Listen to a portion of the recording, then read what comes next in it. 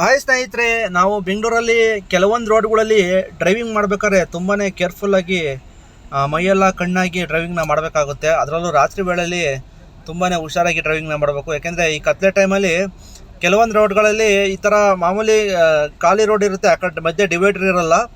ಸಡನ್ನಾಗಿ ಈ ಥರ ಡಿವೈಡರ್ಗಳು ಹಾಕ್ಕೊಟ್ಟಿರ್ತಾರೆ. ಅಲ್ಲಿ ಒಂದು ಸೂಚನಾ ಫಲಕನಾಗಲಿ ಹಾಕಿರಲ್ಲ, ಅಥವಾ ಒಂದು ರೇಡಿಯಂ ಸ್ಟಿಕ್ಕರ್ನೂ ಕೂಡ ಹಾಕಿರಲ್ಲ. ನೋಡಿ, ಈ ಥರ ಸಡನ್ನಾಗಿ ಕತ್ಲೆಲೆ ಗೊತ್ತೇ ಆಗಲ್ಲ. ಈ ಥರ ತುಂಬಾ ಆಕ್ಸಿಡೆಂಟ್ಗಳಾಗುತ್ತೆ. ಅದರಲ್ಲೂ ಮಳೆಗಾಲದಲ್ಲಂತೂ ರೋಡ್ ಸರಿಯಾಗಿ ಕಾಣ್ದಲೇ ತುಂಬ ಜನ ಈ ಥರ ಡಿವೈಡರ್ ಮೇಲೆಲ್ಲ ಕಾರ್ಗಳನ್ನೆಲ್ಲ ಹಚ್ಬಿಟ್ಟು ಮೇಜರಾಗಿ ಆಕ್ಸಿಡೆಂಟ್ ಎಲ್ಲ ಆಗಿದೆ, ಗಾಡಿಗೆಲ್ಲ ತುಂಬಾ ಏಟಾಗಿದೆ. ಆದ್ದರಿಂದ ತುಂಬಾ ಈ ಥರ ರೋಡ್ಗಳು ಹೊಸ್ದಾಗಿ ಬರೋ ರೋಡ್ ಓಡಾಡ್ದಲೇ ಇದ್ದವ್ರಿಗೆ ಇದು ಗೊತ್ತಾಗಲ್ಲ. ಆದ್ದರಿಂದ ಸ್ವಲ್ಪ ಕೇರ್ಫುಲ್ಲಾಗಿ ಸ್ಲೋ ಆಗಿ ಡ್ರೈವಿಂಗ್ನ ಮಾಡಬೇಕು. ಆಮೇಲೆ ಸಡನ್ನಾಗಿ ಡಿವೈಡರ್ ಇಲ್ಲ ಅಂದ್ಬಿಟ್ಟು ಸಡನ್ನಾಗಿ ಓವರ್ಟೇಕ್ ಮಾಡೋಕ್ಕೆ ಬಲಗಡೆ ಎಳೆಯೋದು, ಈ ಥರ ಎಲ್ಲ ಮಾಡಬಾರ್ದು.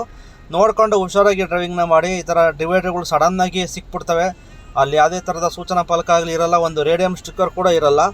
ದಯವಿಟ್ಟು ಪೊಲೀಸ್ನವರು ಈ ಥರ ಸಡನ್ನಾಗಿ ಸ್ಟಾರ್ಟ್ ಆಗೋ ಡಿವೈಡರ್ಗಳಿಗೆ ಅಟ್ಲೀಸ್ಟ್ ಒಂದು ಯಾವ್ದಾರು ಒಂದು ರೇಡಿಯಂ ಸ್ಟಿಕ್ಕರಾರು ಹಾಕಿದ್ರೆ ಜನಗಳಿಗೆ ಗೊತ್ತಾಗುತ್ತೆ ಇಲ್ಲಿ ಡಿವೈಡರ್ ಇದೆ ಅಂತ. ಅದರಿಂದ ಎಷ್ಟೋ ಜನ ಸುರಕ್ಷಿತವಾಗಿ ಡ್ರೈವಿಂಗ್ನ ಮಾಡ್ಬೋದು. ಅದರಿಂದ ನೀವು ಯಾರ್ಯಾರು ಡ್ರೈವಿಂಗ್ ಮಾಡ್ತಿರ್ತೀರ ಅವರು ತುಂಬಾ ಕೇರ್ಫುಲ್ಲಾಗಿ ಇಂಥ ಕಡೆ ಎಲ್ಲ ನೋಡ್ಕೊಂಡು ಹುಷಾರಾಗಿ ಡ್ರೈವಿಂಗ್ನ ಮಾಡಿ. ಮತ್ತು ಆಪೋಸಿಟ್ ಕಡೆಯಿಂದ ಬೇರೆ ಗಾಡಿಗಳು ಬರ್ತಾ ಇರ್ತವೆ. ಎಲ್ಲ ಕೆಲವರು ಐ ಬೀಮ್ನ ಹಾಕೊಂಡು ಬರ್ತಾ ಇರ್ತಾರೆ. ಅದಕ್ಕೂ ಸರಿಯಾಗಿ ರೋಡೇ ಕಾಣ್ತಾ ಇರಲ್ಲ, ಡಿವೈಡ್ ಇರೋದು ಕೂಡ ಕಾಣಲ್ಲ. ಆದ್ದರಿಂದ ಸ್ವಲ್ಪ ಕೇರ್ಫುಲ್ಲಾಗಿ ಡ್ರೈವಿಂಗ್ನ ಮಾಡಿ. ತುಂಬ ಒಂದು ವೆಹಿಕಲ್ ಹೋಗ್ತಾಯಿದ್ರೆ, ಹೊಸಬ್ರು ಹೋಗ್ತಾಯಿದ್ರೆ, ಆ ವೆಹಿಕಲಿಂದನೇ ಹೋಗ್ತಾಯಿದ್ರೆ ನೀವು ಸೇಫ್ಟಿಯಾಗಿ ಹೋಗ್ಬೋದು. ಇಲ್ಲ ನೋಡ್ಕೊಂಡು ಕೇರ್ಫುಲ್ಲಾಗಿ, ರೋಡ್ ಕಾಣಿಲ್ಲ ಅಂದರೆ ಸಡನ್ನಾಗಿ ರೈಟಿಗೆ ಎಲ್ಲ ಎಳೆಯೋಕ್ಕೆ ಹೋಗ್ಬೇಡಿ. ನೋಡ್ಕೊಂಡು ಹುಷಾರಾಗಿ ಡ್ರೈವಿಂಗ್ನ ಮಾಡಿ.